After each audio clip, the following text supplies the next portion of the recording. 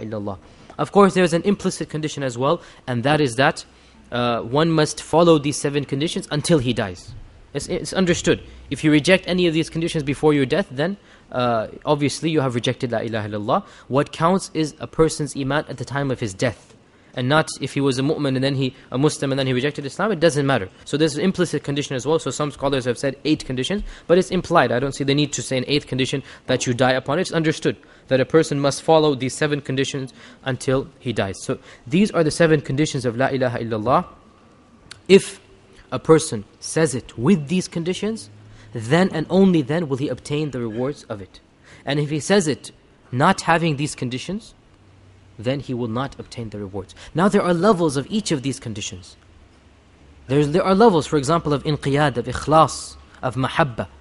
And this is how a person increases in his allegiance to La ilaha illallah. Remember we said La ilaha illallah brings a person into iman, and it also takes him to the heights of iman. Remember we said this. This is the middle rope that you climb up. This is the ladder that you go. How do you climb up it? By these 7 conditions and perfecting them. There must be a bare minimum of all 7. And that is the obligatory amount.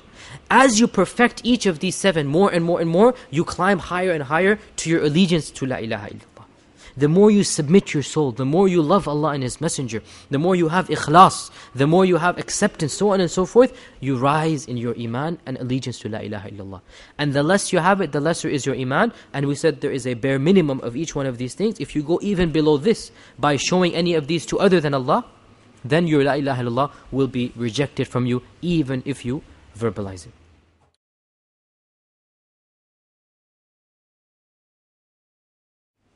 What was the source of Ibn Arabi's poem? If I'm not mistaken, it is Futuhat Makkiyah. But there could be the other book, Fusus al-Hikam as well. There are 2 books of his that are the most extreme in his kufr. Fusus al-Hikam, Pearls of Wisdom, and Futuhat Makkiyah. These are his 2 main books. I don't advise anybody to read them. Burn them if you have them. But these are his books, if for knowledge's sake someone asked. Okay, a person asks, can you give the references of the ayat? Inshallah, from tomorrow, then bi'idhnillah, I will try to start giving the references so that we can go back to them. But I have quoted all of them in Arabic, so worst comes to worst, you can look it up yourself or ask someone who knows where to look it up, to look it up.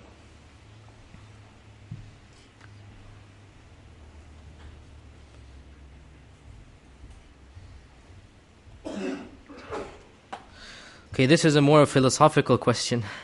What is the difference between the self, the identity, and the fitrah? In reality, these are vague terminologies, the self and the identity. These are terms that are used by secular sciences and psychologists and whatnot. And we have to always, before we discuss anything, define what is being discussed. So it depends on how you define the self and how you define the identity. And in reality, it is always best to use the Islamic terminologies and definitions. In Islam, we have the body and we have the soul. Very simple. The ruh and the jasad. And we have, for example, the fitrah and other things. These are Islamic terms, very simple to understand. As for these psychological terms or these philosophical terms, then these are something that we have to first ask them to define for us. After they've defined it, then we can present the correct opinion on it.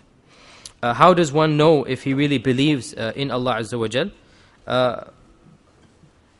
Obviously by implementing Islam. I mean, it's something, if you believe in Allah and you act upon it, this is something, it is clear cut. If you ask yourself, everyone knows what he knows.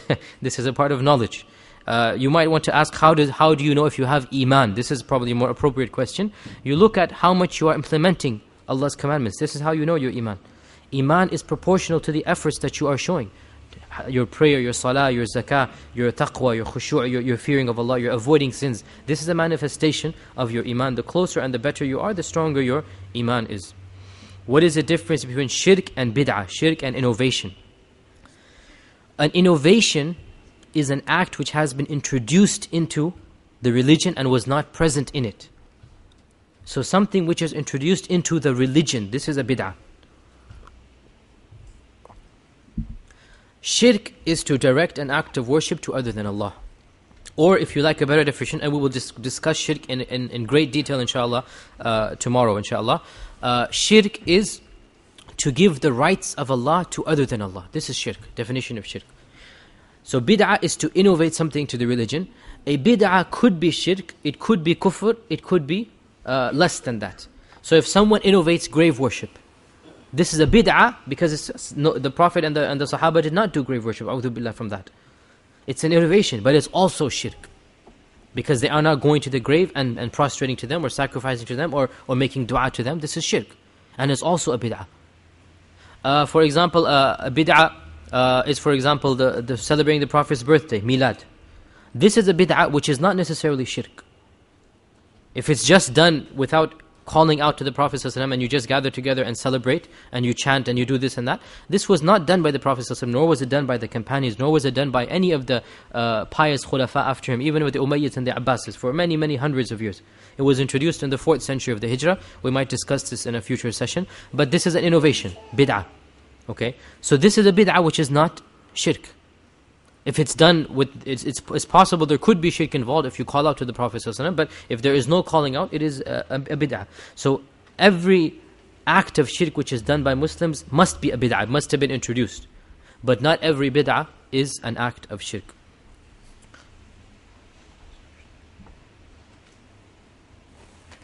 The question is, why is the description of worthy of worship not clarified in it? This is because it is understood very clearly. If you understand the meaning of ilah, which is why we went into detail in ilah, proving the meaning of ilah, that is not Rabb. You understand ilah means an object of worship, that is understood that what is the missing description is very clear, it's common sense. There are millions of objects that are worshipped, but there is only one that is worshipped and deserves to be worshipped. It is not, this is not, the majority of Muslims who understand ilah properly, the meaning of ilah properly, they understand this description properly. The main problem is that they don't understand the meaning of ilah. And this is the main problem. Those who claim that everything is Allah, Allah is everything, they are a minority amongst Muslims, very small minority. But those who worship other than Allah or do some type of innovations with regards to their shaykhs and showing exaltation to them, they are many because they have not understood the meaning of ilah, which means an object of worship. If you do not fulfill all the 7 conditions of the kalima, would this take you out of the fold of Islam? Like we said, we explained this in detail, is that there is a bare minimum of each of these 7. Now remember, what is required is not that you memorize these 7 conditions, but you implement them. The average Muslim who is practicing Islam properly, he doesn't know these 7 conditions. He cannot list them. But look now, is he implementing them? Yes, of course he is. This is what is required. It is not required that you memorize them and you know the evidence. If you do, alhamdulillah, very good. But the average Muslim doesn't know these 7 conditions by heart. Yet, inshallah, he is implementing them. He does have ikhlas, he does have love, he does have the qabul, he does have the acceptance. All of this is there. So what is required is you actually do it, and not necessarily that you memorize it. And we said there is a bare minimum of each of these 7. When it is done to other than Allah, this takes you out of La ilaha illallah. But if it is not perfection, like for example, all of us commit sins. This is a weakness of our submission, isn't it? A weakness. But we realize that we are committing sins. So it is a weakness and it doesn't take us out of La ilaha illallah. It is not that if a person commits a sin, he becomes a kafir. A'udhu billah. This is the extreme opinion of the Khawarij. This is not the opinion of Ahlul Sunnah wal Jama'ah. Rather, we state that when a person realizes he's committing a sin, and he knows it, but as long as his worship is to Allah, this is a weakness of his kalima, but not taking him outside the fold of it. But if he now worships other than Allah, then it doesn't matter. His La ilaha illallah is gone to waste.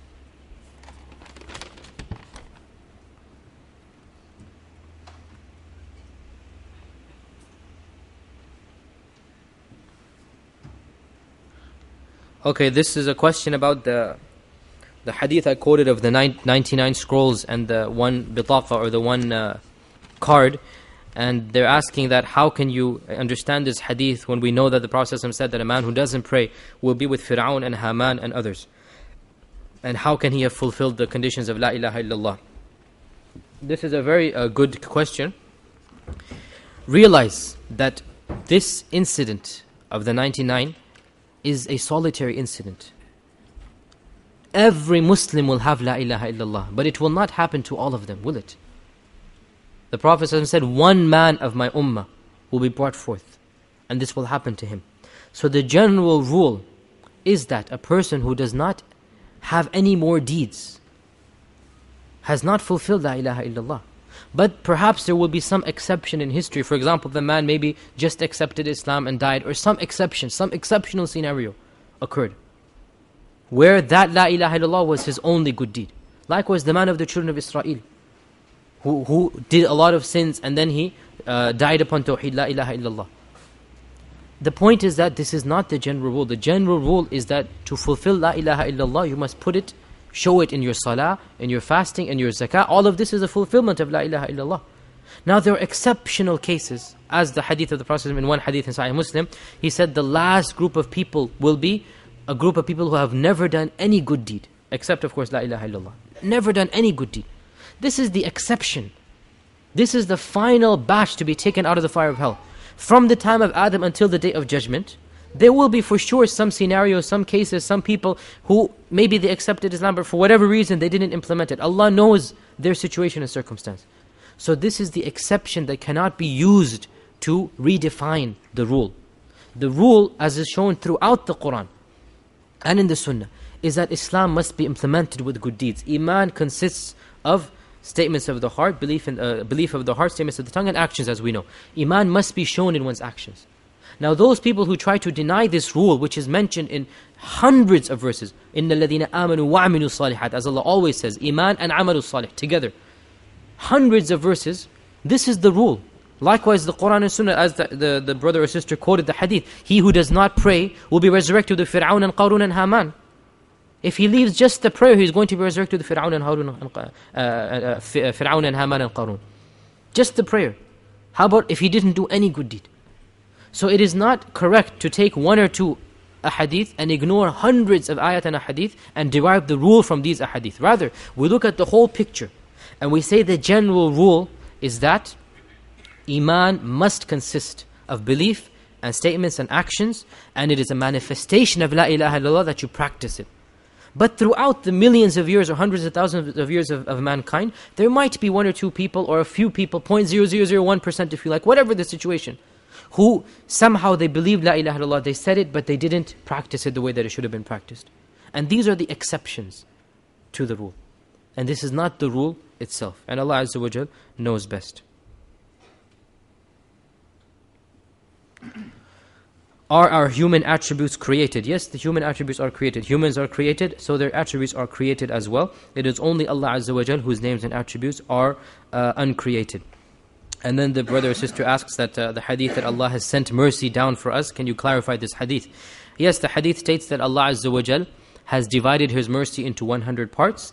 99 of them will be used on the Day of Judgment, and one of them was sent down to this earth, and because of this, the mother has mercy for her child, and everyone else has mercy for everyone else. Even the animals have mercy from this one. So basically, if you take all the mercy ever shown throughout the history of the creation, this only equals 1/100th of the mercy that Allah will show on the Day of Judgment. The meaning of this hadith is the effects of Allah's mercy. Allah's mercy itself is infinite. Allah's mercy is an attribute of Allah. It cannot be quantified. Just like all of Allah's names and attributes, what is being referred to is the effects of Allah's mercy. Like we say, if you were to take all of the mercy shown, compassion shown throughout mankind's existence, it would only be 1/100th of the mercy that is shown on the Day of Judgment. This doesn't mean that Allah's mercy will finish after the Day of Judgment. Of course not. So the mercy of Allah is infinite. It cannot be quantified. Rather, what is being referred to is the effects of that mercy. Okay, there's a question about Tawheed al-Hakimiyya. Is this another type of Tawheed? Tawheed al-Hakimiyya has been defined to be the Tawheed that Allah Azza wa Jal is the only one who has the right to legislate. Who tells you what is allowed and what is prohibited? What is halal and what is haram? You can do this and you cannot do this. Only Allah Azza wa Jal. Now, those people who try to divide Tawheed into 4 categories, they in reality have not understood Tawheed al-Rububiyyah. Go back to what I said. Tawheed al-Rububiyyah, one aspect of Tawheed al-Rububiyyah was what? Allah is the one who has the right to be obeyed. So there's no need to take out this and subcategorize into a 4th category. It comes under Rububiyyah. In al-hukmu illa lillah, the judgment only belongs to Allah. We do not have the right to legislate, as is the case in all other countries on the face of the earth. They legislate. To believe they have the right to legislate is a type of kufr, and we'll discuss this inshallah tomorrow as well. Because it goes against La ilaha illallah. Part of La ilaha illallah means what? That only Allah Azza wa Jal has the right to tell you what is allowed and what is prohibited. But to say that there are 4 types of Tawheed, This is going to an extreme, and it was not done by the scholars of the past, and it should be avoided.